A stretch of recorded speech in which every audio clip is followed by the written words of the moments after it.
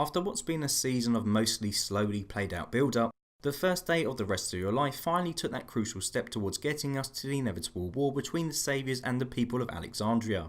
Although it wasn't without its fair share of problems, overall I feel it was a pretty decent ending to what has been a very troubled last 12 months for the show. Firstly, I want to start off by discussing one of the major talking points that come out of this week's instalment, that being the death of Sasha. If I'm brutally honest about the whole thing, not only did her death not shock me, it also didn't actually make me feel anything. Quite frankly, I've never really cared that much for Sasha, and despite the show's best attempts to make me care this episode, by forcing flashback scenes of her and Abraham down my throat constantly, I was still indifferent to her passing. In fact, the show's insistence on using flashbacks in an attempt to make the whole thing seem more dramatic reminded me of when The Walking Dead spent a whole episode dedicated to the death of Tyrese, another character who I didn't particularly give a crap about. I get that the creative team behind the show wanted to give a character as big a send-off as possible, but the whole thing felt way too over the top for a character who I'm sure that most won't even shed a tear for. In addition, as mentioned last week, I'm still kind of annoyed that Sasha didn't attempt to kill Negan when she had the chance to, and instead decided that rather than being used by him, she would have to kill herself. It just seemed like a rather confused and dumb way to write her character out of the show for good. Anyway, moving on to something that I liked slightly more than the death of Sasha, I thought the decision to have the dumpster people turn out to be on Negan's payroll was pretty damn clever. I for one didn't see it coming. I assumed, like I'm sure most did when Negan mentioned in last week's episode that a little birdie told him that Rick was up to no good, that it was the coward Gregory who had spilled the beans. So seeing Janice and her people turn on the Alexandrians was actually a nice surprise. However, it doesn't change the fact that I still think their group are one of the show's worst creations.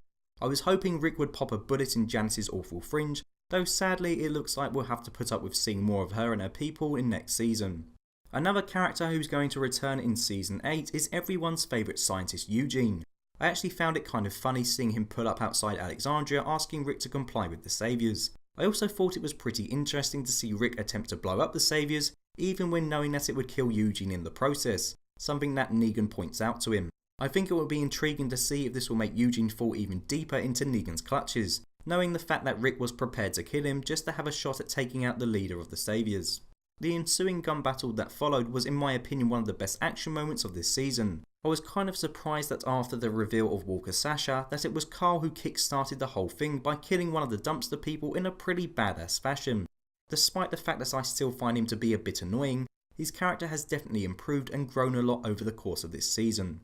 After a couple of minutes of gunplay, the show skipped forward to a scene in which Negan and the survivors had Carl surrounded. Rick is brought along by Janice and Negan plans to unleash Lucille on Old One Eye.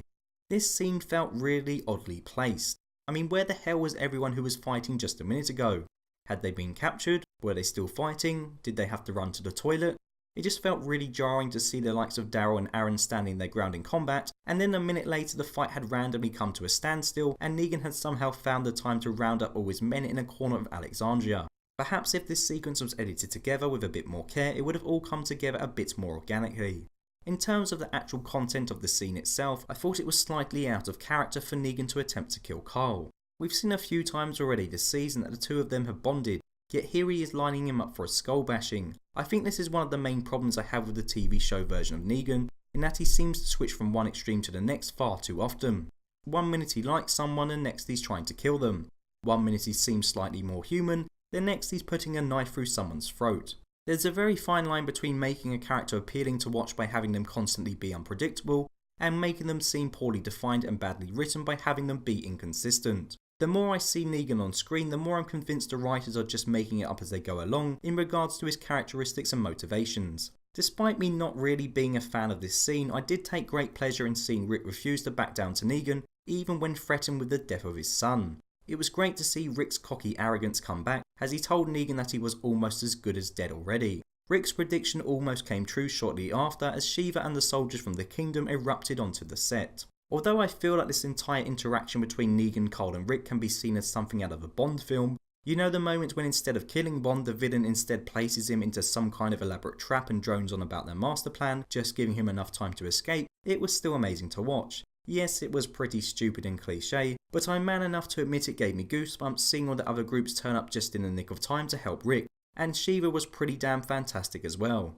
It was oh so satisfying to see Negan finally panic and run scared. The fact that he was doubly so surprised to find out that Maggie was alive and that Ezekiel has a bloody tiger proved there's still a lot he doesn't know about the communities that the Saviours are extorting. All in all, Season 8 ended on a much better note than last year by delivering a solid action-packed episode that finally set much alluded to events in motion. It's still not enough to make up for the rest of the padding throughout this season, nor is it enough to convince me that the next season is going to be much improved. But taking on its own, this episode was a decent hour of TV in spite of its faults. I just wish I could say that about the show more often.